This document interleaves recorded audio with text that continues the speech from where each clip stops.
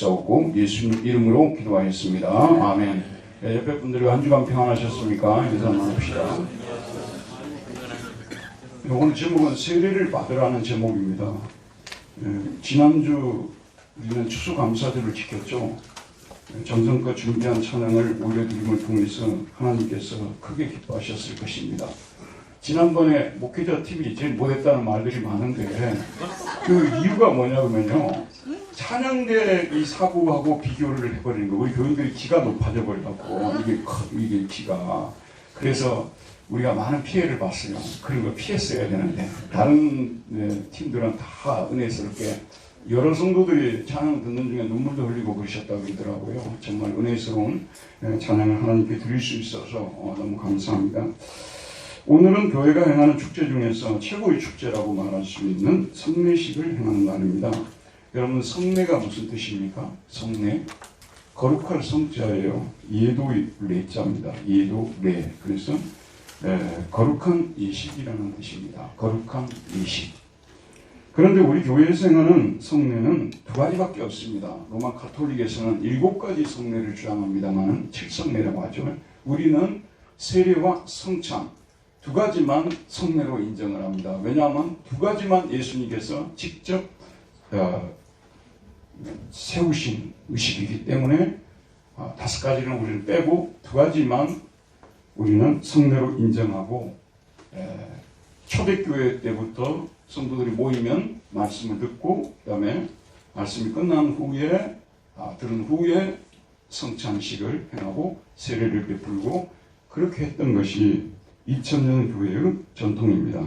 오늘은 특별히 세례에 대해서 ABC, 세례의 모든 내용들에 대해서 제가 요약적으로 말씀을 드릴 테니까요.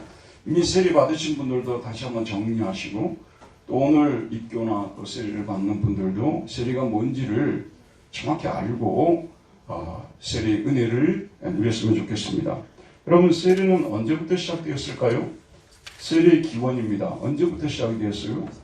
신약시대 때부터 시작됐어요? 구약시대 때부터 시작되었어요? 구약 때부터 시작이 되었죠. 하나님께서 아브라함에게, 믿음의 조상 아브라함에게 내 아내 사라를 통해서 천하 만민을 구원할 약속의 후손이 태어날 것이라고 말씀해 주시고, 내가 이 약속을 믿으면 그 믿음대로 반드시 될 것이라고 약속하시면서, 이 약속을 믿는 사람들은 누구든지 난지 8일 만에, 자기와 그 가족 식구들이 다 난지 8일 만에 할례를, 오늘 맞은 포경이죠, 포경을 해야 된다고 말했습니다. 그래서 누구든지 남자로 태어나면 난지 8일 만에 할례를 받았습니다. 이 할례는 이스라엘 백성임을 보증하는 표였습니다. 그런데 할례를 행하는 사람은 하나님께서 첫째로 특권과 의무를 주었는데요. 여러분, 할례를 행하는 사람은 무슨 특권을 받냐면 가나안 땅을 선물로 주실 것이라는 특권을 받는 거예요. 가나안 땅을. 그리고 의무는 뭐냐면 하나님께서 명하신 모든 율법을 준행할 의무가 있는 거예요. 그러니까 할례를 받았다, 가나안 땅을 약속을 받은 사람이다. 할례를 받았다, 뭘 지켜야 된다고요? 하나님의 율법을 지켜야 된다. 이렇게 의무로 지어줬습니다. 근데 여러분이 잘 아시다시피 그들이 끝까지 하나님의 계명을 잘 준수를 했으면 가나안 땅을 선물 받고 벌을 받을 일이 없었죠. 그런데 하나님의 계명을, 십계명을 불순종하고 우상을 만들어, 특별히 우상을 많이 만들었잖아요. 또 다른 그 주변 이방인들이 섬기던 그런 우상을 선택해가지고 심지어는 예배당에까지 우상을 가져와서 세워놓고 그 짓을 했단 말이에요. 그래서 선지자들 통해서 아무리 경고해도 경고를 듣지 않으니까 하나님께서 마지막으로 이 사람들을 벌 주기 위해서 바벨론 땅으로 데려다가 거기서 70년 동안 포로 생활하게 하셨다는 것 여러분 알지 않습니까? 그게 뭐냐면 율법을 지키지 않아서 그 벌로서 그렇게 된 것입니다. 율법을 지키지 않은 것은 약속도 안 믿은 거예요. 약속도 안 믿으니까 율법도 안 지킨 거고요. 율법을 지킨다는 것은 약속도 믿고 산다는 것을 말하는 거예요. 예를 들어 여기 앉아 계신 교우님들 중에서 하나님의 말씀대로 주의를 거룩히 기억하여 거룩히 지키라, 이 말씀을 지키는 사람은 장차 우리에게 주실 약속도 믿고 사는 사람이고요. 약속을 믿고 사는 사람들은 십계명도 지키는 것이에요. 자, 이럴 때 아멘 합시다. 아멘. 이걸 서로 분리되어 있는 게 아니라 그런 말씀이에요. 이스라엘은 약속을 잃어버렸기 때문에 계명도 못 지킨 거고요. 계명을 안 지키니까 약속도 잃어버린 거고, 자, 이렇게 됐습니다. 하지만 하나님은 사랑의 하나님이고 자비의 하나님이십니다. 자기 백성을 한번 선택하면 결코 버리지 않으실 분이십니다. 벌은 주시지만 버리시지는 않습니다. 벌은 주시지만 버리지는 않는 거예요. 옆에 분들하고 하나님이 당신 절대 안 버릴 것입니다. 한번 격려를 합시다. 하나님이 당신을 절대 버리지 않을 것입니다. 격려 한번 합시다. 이 믿음을 갖고 사는 것이 굉장히 중요합니다. 절대 버리지 않으실 것이라는 거. 그래서 하나님이 무슨 약속을 하냐면요, 할례를 세례로 대체하겠다는 약속을 주십니다.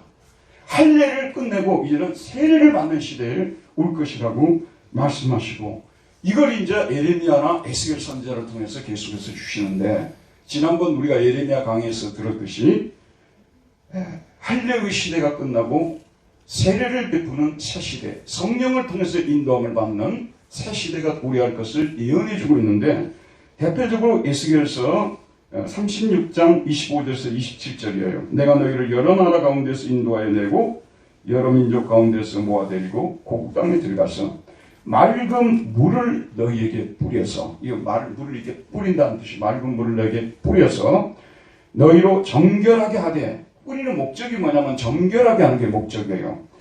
곧 너희 모든 더러운 것에서와 우상 숭배에서 너희를 정결하게 할 것이며, 더러운 것에서와 우상 숭배에서 정결하게 할 것이라는 거죠. 그 다음에 새 영을 너희 속에 두고 새 마음을 너희에게 주되 너희 육신에서 굳은 마음을 제거하고 부드러운 마음을 줄 것이며, 또 내 영을 너희 속에 두어 너희로 내 율례를 행하게 하리니 너희가 내 규례를 지켜 행할지라. 자, 새 이스라엘을 이루고 새 시대가 도래하는데, 그때는 할례 대신 세례를 다 받는 거예요. 세례는 이 부정한 것으로부터 정결하게 만드는 것, 더러운 것에서 우상 숭배에서 깨끗게 하는 것이 목적입니다. 그리고 세례받은 사람들 속에 뭘 두신다고 했어요? 새 영, 성령님을 보내주셔서 그들 안에 내주하게 하시면서 그들로 하여금 하나님의 계명을 지키도록 만들어 주시겠다. 이것이 바로 하나님께서 약속하는 새 시대에 대한 예언입니다. 물로 그들의 마음을 씻는 세례의 시대의 도래에 대한 예언입니다. 예전의 시대인 구약에서는 할례를 받고 율법을 지켜야 했습니다. 그러나 예수님의 오심과 더불어 시작된 새 언약의 시대에서는 새 언약의 제정자이시고 새 언약의 내용이신 예수님을 믿고 세례를 받고 복음을 따라 살아야 한다고 말씀하셨습니다. 자, 우리 예수님께서는 약속대로 사람의 몸을 입고 이 땅에 오셨습니다. 그리고 옛 언약과 할례의 시대를 종결시키시고 새 언약과 세례의 시대를 열어주셨습니다. 자, 예수님은 할례와 율법의 시대를 청산하시기 위해서 먼저 자신이 난지 8일 만에 할례 받았을까요? 안 받았을까요? 예수님께서 할례 받으셨을까요? 안 받으셨을까요? 받으셨죠. 그리고 예수님이 율법을 지키셨을까요? 안 지키셨을까요? 지키셨죠. 자, 여러분, 끝내는 거는요, 할례를 지키고 그 다음에 할례를 행하고 율법을 지킴을 통해서 할례와 율법의 시대를 종집을 짓는 거예요. 이건 뭐하고 가냐면, 어떤 학생이 수학을 잘 못해요. 수학을 잘 못하는데 고등학교에 가 있는 거예요. 미분적분을 수열을 배우고 그러는데 도저히 안 들어오는 거예요. 그러니까 왜 이렇게 지금 수학을 못하고 있냐면요, 중학교 수학을 지금 제대로 안 하고 올라왔기 때문에 고등학교 수학이 안 되는 거예요. 자, 그러면은 이 문제를 해결하기 위해서 어떤 방법을 써야 할까요? 중학교 수학책을 가져와서 부지런히 공부를 해가지고 중학교 수학책을 다 떼는 거죠. 그러고 나면은 이제 고등 수학을 풀 수가 있죠. 그러면은 중학교 수학책이 필요할까요? 필요하지 않을까요? 필요해요. 불 뗄 때 필요해요. 불 뗄 때 그게 필요하다고 말해요. 그 외에는 필요하지 않는 거예요. 중학교 수학책이. 할례의 시대를 할례를 받음을 통해서 끝내는 거예요. 여러분 이거 잘 알아야 돼요. 율법의 시대를 끝나는 율법을 준수해서 끝나는 거예요. 여러분도 어떤 법을 준수하려고 하잖아요. 준수를 못하니까 계속 반복하고 있는 거예요. 그 완전히 준수를 해버리고 나면 더 이상 할 필요가 없는 거죠. 이해하시겠죠? 그걸 말하는 것입니다. 그래서 예수님이 친히 할례를 받으시고 그 다음에 율법을 지키심을 통해서 할례와 율법의 시대를 끝내시고 새로운 세의 시대를 열어주시기 위해서 예수님께서 친히 무엇을 받으셨어요? 요단강에서 무엇을 받으셨습니까? 세례를 받으셨잖아요. 그쵸, 여러분? 요단강에서 친히 세례를 받으시고, 그 다음에 성만찬식을 통해서 새 언약을 체결하셨다는 것을 우리가 볼 수가 있습니다. 그래서 십자가라는 것은 뭐냐면 옛 언약이 끝났다는 것을 말하는 것이고요. 부활이라는 것은 새 언약이 시작되었다는 것. 옛 시대가 끝났다는 것이 십자가고, 새 시대가 시작되었다는 게 뭐예요? 부활입니다. 우리는 교회에 오게 되면 십자가를 늘 쳐다보잖아요. 이거는 제 문제와 마귀와 죽음과의 관계가 되어 있는 문제예요. 이걸 끝내기 위해서는 늘 무엇을 쳐다봐야 됩니까? 십자가를 쳐다봐야 돼요. 그리고 새 시대를 우리가 향해서 늘 뭐죠? 도래했다는 것은 부활을 생각하면서, 그래서 교회는 십자가와 부활을 전하는 것을 복음 전하는 것이라고 하는 거예요. 저 말 아시겠죠? 여러분, 십자가 부활의 복음을 듣고 구원을 받은 것입니다.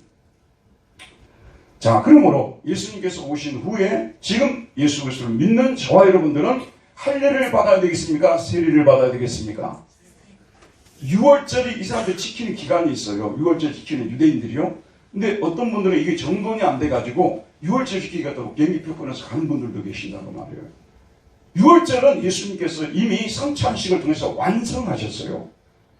그리로 갈 필요가 없는 거예요. 성찬식을 행하는 사람들이 지금 뭘 행하는 거예요? 6월절을 행하는 거예요. 네, 여러분 아시는 얘기입니다만은 다시 한번 강조를 합니다. 이제 우리는 세례를 받아야 되고요. 율법을 따라서 하는 것이 아니라 성령을 따라서, 복음을 따라서 살아가는 사람들이 되어야 된다는 것입니다. 자, 그러므로 예수 믿는 사람들에게는 세례가 필수일까요? 선택일까요? 네, 세례는 필수입니다. 우리가 구원을 받으려면 예수님을 믿을 뿐만 아니라 반드시 세례도 받아야 합니다. 예수님은 죽으시고 부활하신 후에 제자들이 갈릴리에 모였을 때 그들 앞에서 마지막 지상명령을 해요. 여러분, 이 마가복음의 뒷부분 있잖아요. 또는 마태복음의 뒷부분, 부활하시고 나서 예수님께서 40일 동안 이 땅에 계셨잖아요. 그리고 하늘로 승천하시는데, 이 마지막에 승천하시기 전에 모아놓고 하실 때는 가장 중요한 말씀을 하시는 거예요. 보통 때 물론 했겠지만 다시 한번 강조해서 가장 중요한, 가장 남기고 싶은 얘기를 하는 거거든요. 그게 오늘 우리가 읽은 마가복음 16장 15절 16절이에요. 그 후에 11제자가 음식 먹을 때에 예수께서 그들에게 나타나서 그들의 믿음 없는 것과 마음이 완악한 것을 꾸짖으시니 이는 자기가 살아난 것을 본 자들의 말을 믿지 아니함이라. 예수님이 부활하셨다는 사실을 많은 사람들이 직접 보고 전해줘도 제자들이 지금 이것을 못 믿고 있는 거예요. 그래서 완악하다고 꾸짖은 거예요. 그런 다음에 예수님께서 마지막으로 그들에게 하신 말씀이 나오는데 15절입니다. 또 이르시되 너희는 온 천하에 다니며 만민에게 복음을 전파라. 적어도 예수님이 오실 때까지만 해도요, 복음의 수혜자들은 이스라엘 백성들이었습니다. 물론 이방인들에게 복음을 전하는 장면들이 나옵니다만은 적어도 90%는 유대인들에게 집중적으로, 이스라엘 민족에게 집중적으로 전했어요.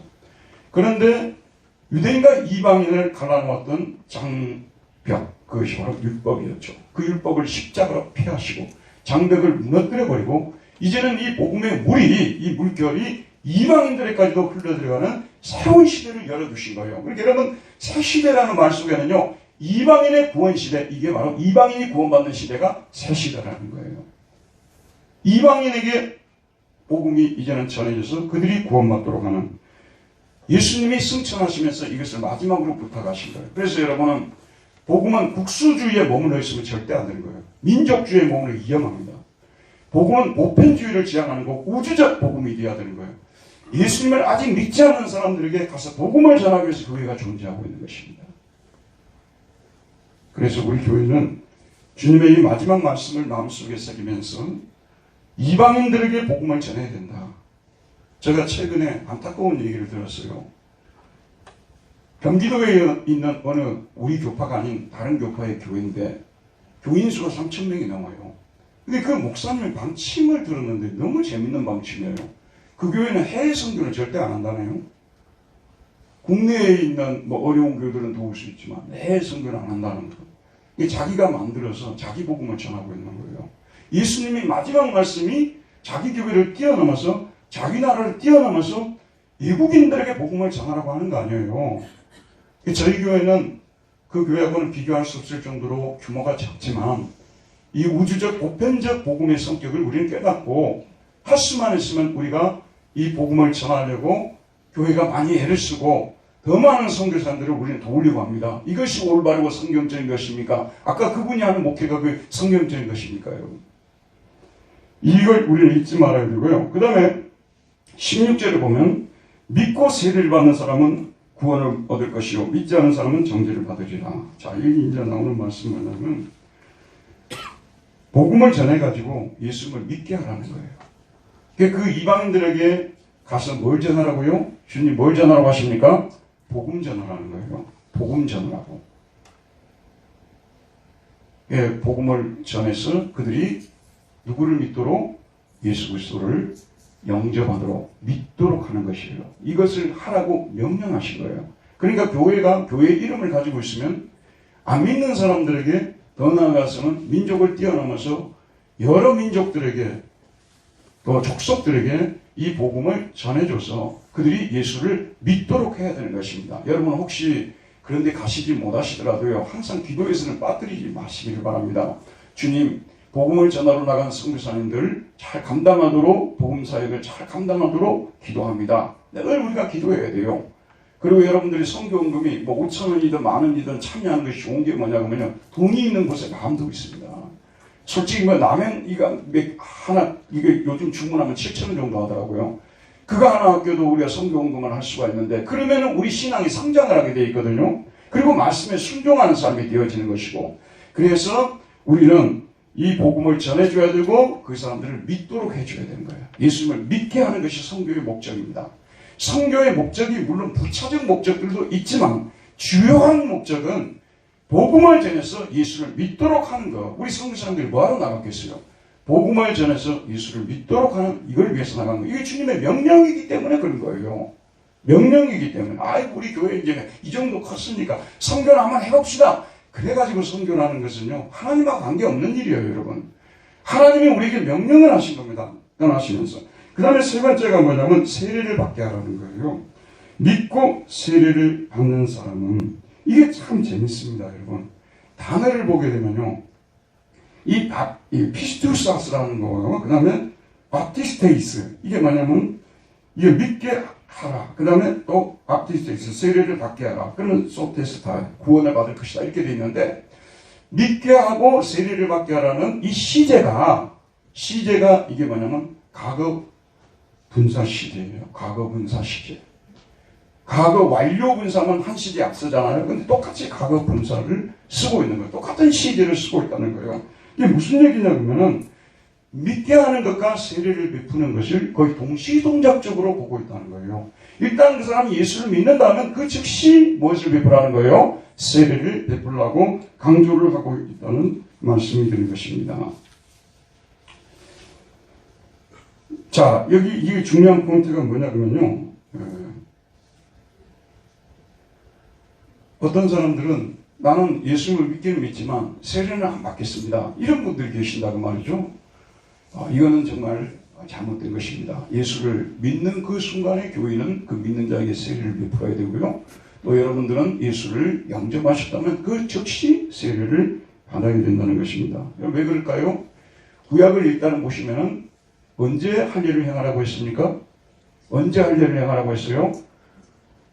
난지 뭐죠? 8일 만에 할례를 행하라니까 바로 즉시 할례를 행하라고 바라는 것입니다. 사도행전 16장에 보면요. 바울이 빌립보성에 가서 전도를 하다가 바울과 시라가 잡혀가지고 감옥에 들어갔어요. 그랬는데 그 감옥에서 바울과 시라가 찬송을 하니까 옥문이 열렸다는 거. 그리고 제수들에게 채워놨던 쇠고랑이 다 벗겨져 버린 거예요. 그래가지고 감옥이 열리고 쇠고랑이 벗겨지니까 제수들이 그냥 이렇게 탈출해야 하지 않았겠습니까?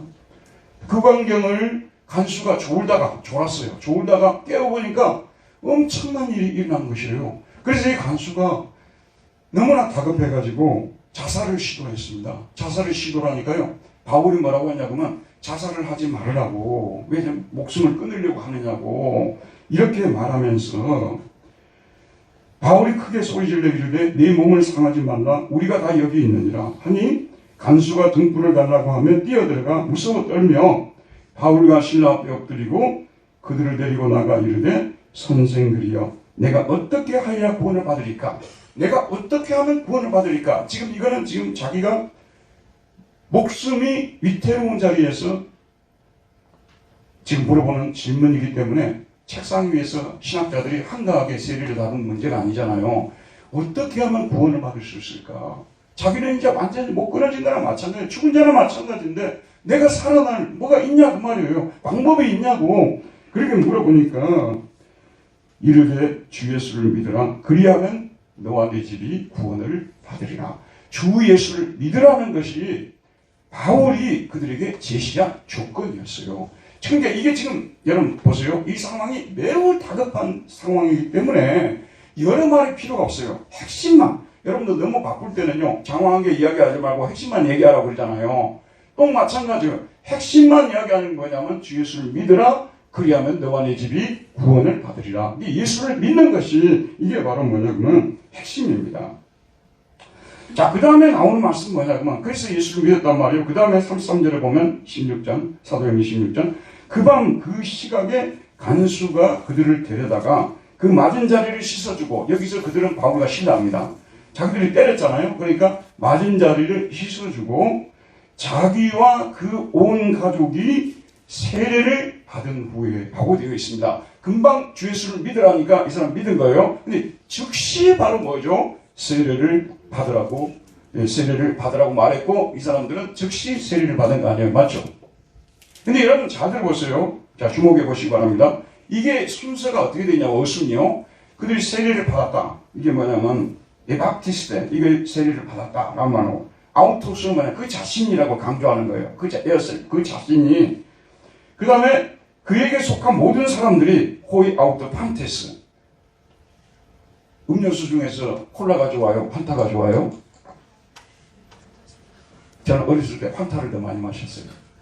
환타는 모든 것이라는 뜻이에요. 모든 영양소가 거기 다 들어있다. 그게 환타 아니에요. 그리스에서 나온 겁니다. 이게 그 집에 속한 그 사람, 그 다음 뭐죠? 와이프, 자녀들, 그 집에 속한 하인들. 모두가 다 뭐죠? 세례를 받았는데, 자, 여기 지금 중요한 단어가 나옵니다. 여기 보면 파라크레마라는 단어가 나오고 있어요. 이게 분명히 히라보 성경에는 파라크레마가 나오는데, 즉시라는 뜻이 즉시. 그들이 언제 받았다고요, 세례를? 즉시 받았다고 되어 있어요. 근데 이게 영어 NIV 성경에서도 immediately he and his household were baptized라고 되어 있어요. 즉시, 이건 강조를 했어요, 부사를. 즉시 he와 그 다음에 his household, 그의 가정이 were baptized, 세례를 받았다고 되어 있는데 우리말로 번역할 때 즉시를 빼버렸어요. 왜 뺀 줄 아시겠습니까? 뺀 이유가 있어요. 왜냐하면 우리나라에서는 세례를 받으려면 1년을 지나야 되잖아요. 그러니까 이 번역을 몇 차례 지금 이게 반복하고 반복해서 번역한 거 아니에요. 근데도 계속 이 단어를 빼고 있는 거예요. 근데 이거는 뭐냐면 치명적인 실수입니다. 믿는 사람은 그 자리에서 바로 세례를 주라는 것이, 이것이 바로 예수님이 강조한 것입니다. 믿는 자는 바로 그 자리에서 세례를 줘야 되는 거예요. 이해가시죠? 즉시 세례를 줘야 돼요. 그런데 교회에 오게 되면은 일단은 교회를 다니면은 6개월이 지나면 뭘 받습니까?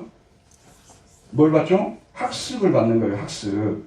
근데 이게 학습이라는 것이 성경에 나오는 게 아니에요, 여러분. 성경에는 예수를 믿으면은 오넬료 가정도 그러고, 지금 여기 간수의 가정도 그러고, 이방인들이거든요. 믿는 그 즉시 그 가족들이 다 세례를 받아요. 베풀었어요. 이게 성경적이거든요. 사도적 전승도 다 마찬가지예요. 근데 언제부터 이것이 학습이 생기고 세례가 생기냐면 못 믿겠어. 못 믿으니까 그러는 거예요. 성경에 보면 빌립이라는 사람 나오잖아요. 마수사, 욕심이 많아요. 그래서 그 사도들이 기적을 행하는 것을 보고 자기도 세례를 받겠다 그러거든요. 나중에 알고 보니까 이게 사단의 종이야. 이걸 방지하기 위해서, 거짓을 방지하기 위해서 6개월 동안 테스트 기간을 하는 거예요. 6개월 동안 테스트를 하고, 그 다음에 다음에 받을 세례를 준비시키는 기간으로 또 나머지 6개월을 사용해서 1년 후에 세례를 받는 것이, 이것이 지금 현재 관례적으로 교회 안에 들어와 있는데요. 세례의 조건은 딴 것이 없어요. 예수를 믿는 것이 세례의 조건이에요. 사실 우리 교회에서도요, 매주 세례를 베풀 수 있는 거예요. 즉시 주 예수를 믿는다고 고백하면 그 자리에서 그냥 세례를 베풀어줘야 이게 성경적이고 사도적 전승이거든요. 근데 우리 한국 교회가 당시 못 믿겠어 해서 1년이라는 그 기간을 설정을 해놓은 것입니다. 세례는 예수님 말씀대로 하자면 바로 믿음을 확인하고 세례를 줘야 이것이 맞다는 것입니다. 자, 여러분, 세례가 엉망의 시대에 생기게 되면요, 그냥 대충 믿어도 세례 주고 그렇게 생기게 되면요, 그런 일들이 벌어지게 되면은 타격을 받는 것이 항상 뭐냐면 유아 세례가 타격을 받고 있어요. 자, 여러분, 유아가 자기가 뭘 알아요? 알까요? 모를까요? 예, 모르죠. 당연히 모르죠. 자기 신앙을 모든 사람한테 고백할 수 있어요, 없어요? 없죠. 그러니까 이 유아 세례에 대해서는 반대를 한다 그 말이에요. 유아가 뭘 안다고 자기 신앙으로 고백도 안 하는데 세례를 주냐고 그렇게 주장을 한다 그 말이죠. 근데 여러분, 유아 세례는 성경적 근거가 확실합니다. 왜냐하면 구약의 이스라엘 백성들이 태어나면 8일 만에 할례를 주었잖아요. 유아 세례를 준 거예요. 그리고 예수님께서도 한 번은 유아들이 예수님께 막 달려오는 거예요. 근데 제자들이 귀찮게 하지 말라고 가지 말라고 말렸지 않습니까? 그래서 예수님께서 보시고 요하시어 이르시되 어린아이들이 내게 오는 것을 용납하고 금하지 말라. 하나님의 나라가 이런 자의 것이니라. 오히려 이런 어린아이와 같은 순진함과 겸손함으로 주님께로 오는 사람들, 이 사람들이 하나님 나라 것이라고 하면서 막지 않았습니다. 그리고 또 한 가지 제가 중요한 말씀 드릴게요. 오늘 여러분 세례 ABC를 다 배우는 거예요. 예수님께서 세례를 베푸실 때 아이는 가고 어른만 오라고 한 적이 있었어요? 없었어요? 예수님께서 세례를 베푸실 때 아이는 아직 나이가 안 됐으니까 오지 말라 말씀하신 적이 있어요? 없어요? 여자는 여자니까 오지 말라는 말씀이 있어요? 없어요? 없죠. 예수님은 누구든지 예수를 믿고 세례를 받는 사람들에게 세례를 베푸셨다는 것이 예수님의 생에 분명한 겁니다. 왜냐하면 유아 세례를 반대했다면 예수님이 직접 이 말씀을 썼을 거예요. 근데 쓰지 않았습니다. 그것은 예수님께서 유아 세례를 인정했다는 것이고, 그 다음에 아까 제가 말씀드린 고넬료의 가정, 이 베드로가 이방인하고 상종당했지 않습니까? 그런데 하나님 꿈에 나타나지고 내가 거룩하다는 사람들을 왜 네가 부정하다고 하느냐? 빨리 고넬료 가정에 가서 복음을 전해라. 그래서 복음을 전하러 고넬료 가정에 갔어요. 이방인 백부장이거든요. 그래서 복음을 전하는데 놀랍게도 성령이 그들에게 임하는 거예요. 성령이 임하는 것을 보고 베드로가 뭐라고 얘기하냐면, 이에 베드로가 이르되 이 사람들이 우리와 같이 성령을 받았으니 누가 능히 물로 세례를 베품을 금하리요. 명하여 예수 그리스도의 이름으로 세례를 베풀라 하냐. 이 사람들은요, 고넬료 한 사람만 두고 하는 얘기 아니에요. 와이프도 들어있고요, 가족도 다 포함되어 있는 거예요. 이 사람들이 우리와 같이 성령을 받았으니 누가 능히 물로 세례를 베품을 금하리요. 명하여 예수 그리스도의 이름으로 세례를 베풀라. 고넬료 가정도 그러고 아까 간수의 가정도 믿는 그 즉시 세례를 베풀었다는 것이 분명하죠. 초대교회는요, 유아 세례를 베푸는 것을 당연히 여겼어요. 그런데 펠라기안이라는 사람이 나타나가지고요, 뭐라고 얘기를 하고 다닌다 그러면, 유아가 무슨 죄가 있다고, 이거 씻는 거잖아요. 죄를 씻는 거잖아요. 유아가 무슨 죄가 있다고 죄를 씻는 세례를 받아야 되냐. 합리적으로 생각하면 그럴듯해요. 유아가 무슨 죄가 있는데 세례를 받아야 되냐고 말이죠. 무슨 죄가 있어요, 유아가요? 유아가 무슨 죄가 있습니까? 유아가 왜 세례를 받아야 됩니까, 여러분? 원죄를 가지고 태어나잖아요. 유아는 죄를 범한 적이 없어요. 그런데 아담이 물려준 원죄를 유전으로 받아가지고 태어나기 때문에 태어나면서부터 유아는 죄인으로 태어나는 거예요. 그래서 유아도 죄를 씻어야 된다고 해서 아우구스티누스를 비롯한 초대교회 감독들은 모두가 다 펠라기안을 이단으로 정죄하고 유아 세례를 베푸는 것을 정통 입장으로 정했습니다. 그래서 언제까지 왔냐면요, 1500년도까지만 해도 모든 교파들, 예를 들면 로마 카톨릭, 그 다음에 그리스 정교회, 그쵸? 그 다음에 종교개혁의 후손들 다 유아세례를 베풀었어요. 지금은 영국 성공회도 유아세례를 베풉니다. 근데 유독 한 교파에서 유아세례를 금했어요. 어디겠어요? 어디입니까? 여러분 계속 모르시기를 바랍니다. 왜냐하면 그래 제가 존재 가치가 있잖아요. 어디 교파에서 반대해요? 침례교에서 반대하잖아요. 침례교에서는 유아세례를 주지 않습니다. 해프닝이 일어났어요. 제가 베를린에서 목회할 때인데요. 장로님 아들이 라입치히 침례교를 다니는 거예요. 한 시간 반 정도 걸리는 데거든요. 장로님이 왜 아이를 유아세례를 주지 않느냐. 침례교에서는 안 줍니다. 그래서 그 애가 유아를 데리고 우리 교회 와서 받고 왔다니까. 이게 침례교는 잘 들어보세요, 여러분. 남을 억울하게 하는 말을 하면 안 돼요. 저는 아무리 강단에 섰지만 억울하게 하면 안 돼요. 침례교가 그렇게 결정한 데는 굉장한 정당성을 가지고 있어요. 왜냐하면 당시에 로마 천주교가 너무 타락해가지고 그냥 기독교 국가가 되게 되면 유리한 게 너무 많잖아요. 아시다시피 서유럽은 거의 다 기독교입니다. 동유럽도 마찬가지고. 그러니까 이 사람들이 믿음이 없어도 그냥 무조건 세례를 베풀고 합동 세례도 행하고 막 단체 세례도 주고 막 이렇게 하니까 침례교도들이 일어나가지고 반대한 거예요. 자기 신앙 고백이 분명한 사람들에게 세례를 줘야지. 왜 모든 사람을 갖다 그냥 대충 세례를 주냐고 하면서 침례교도들이 문제제기를 한 겁니다. 그 침례교도 중에서는 존 버년도 침례교도였고요.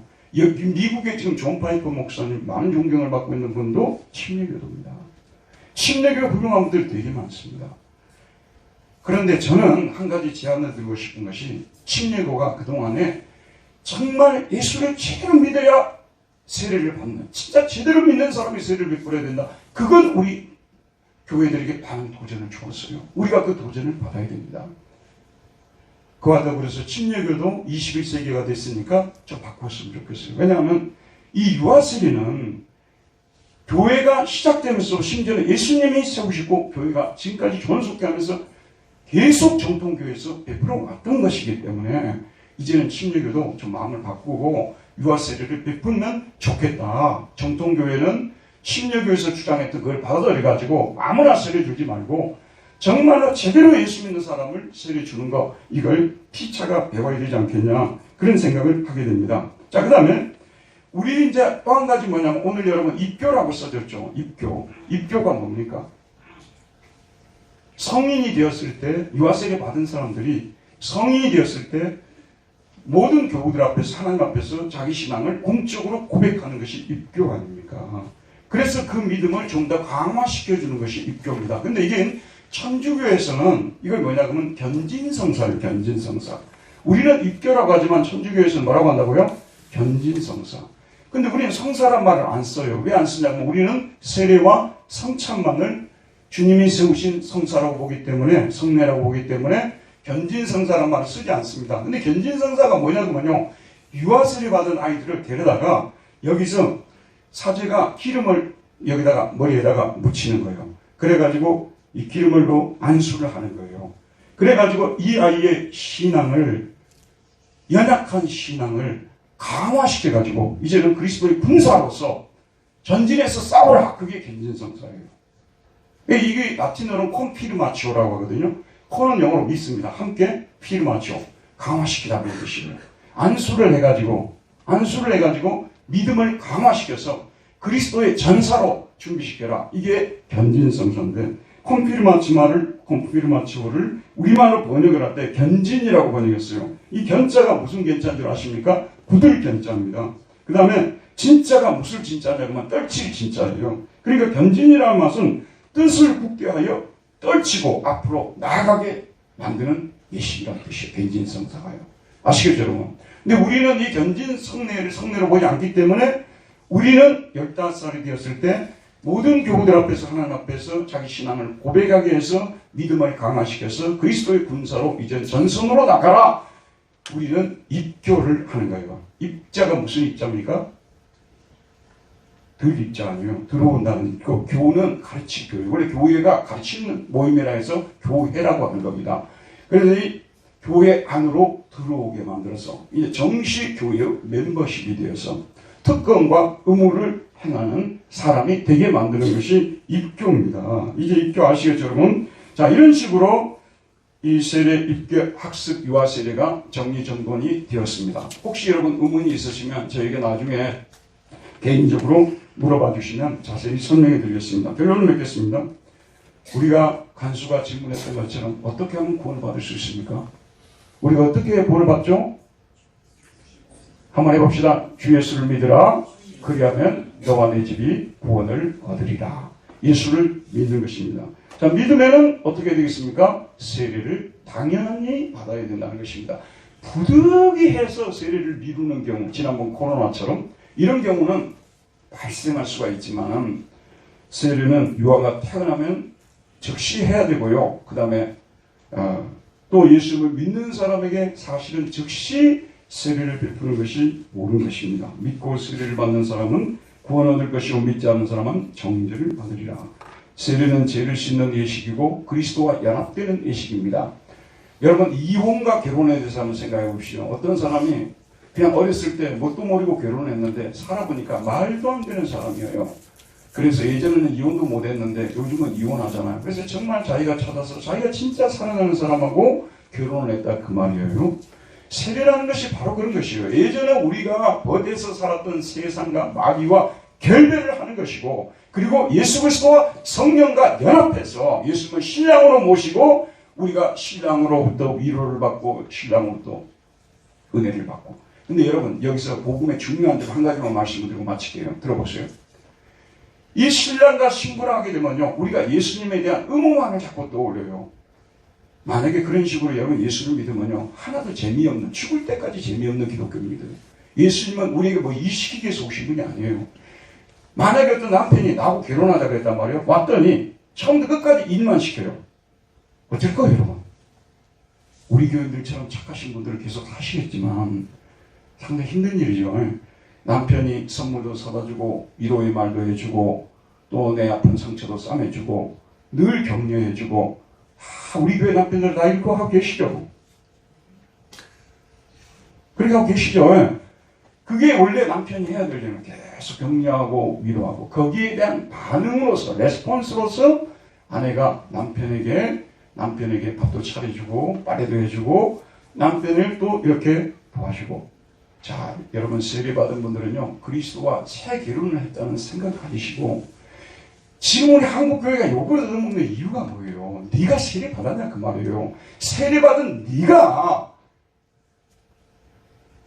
영탁의 노래처럼 너 교회 간 줄 알았는데 왜 디스코텍에서 나오냐 디스코에서 나오냐 그 영탁에 네가 왜 거기서 나와 그게 뭔가 봐요. 그 친구가 교회를 다녔던 것 같아. 우리 예수 믿는 사람들이 교회에 와 있어야 되는데 디스코 치고 와 있다고 말이에요. 이와 같은 일들이 벌어지고 있기 때문에 전도가 안 되는 거예요. 여러분 이유가 다 있어요. 한국 교회에 지금 전도 안 되는 이유가요. 여러 가지 이유들이 있어요. 뭐 출생률도 있고 그랬습니다만 가장 중요한 이유는 뭐냐면 세례 받은 사람들이 세례에 그 받은 은혜 다 잊어버리고 까먹고 지 마음대로 살아버리는 거예요. 세례 받은 자로부터 구별된 삶을 전혀 안 사는 겁니다. 저를 비롯해서 우리 모든 분들이 정신을 차려야 됩니다. 그러면 정신 안 차리잖아요. 주님이 여러분의 손을 댈 때가 꼭 와요. 여러분은 절대 그럴 거예요. 다른 사람은 다 손대도 나는 손 안 대. 아니라 다 똑같이 손대요. 그러면 여러분 내 엄청 얻어맞고 깨끗해지는 거예요. 그렇기 때문에 세례를 받은 우리는 그리스도와 연합되어서 세례를 받았다는 로마서 6장 말씀대로 예수 그리스도를 신랑으로 모시게 되었다는 이 사실을 생각하면서 신부로서 합당한 삶을 살아가시기를 바랍니다. 기도하겠습니다. 자비하신 우리 하나님 아버지 오늘도 생명의 말씀을 우리에게 주셔서 세례를 받는다 그것이 무엇인지 그 뜻을 알려주셨사오니 우리가 오늘도 예수를 믿음으로 세례를 받고 세례의 감격을 누릴 수 있도록 은혜 베풀어 주옵소서. 예수님 이름으로 기도하였습니다. 아멘. 바로 세례식을 거행하겠습니다.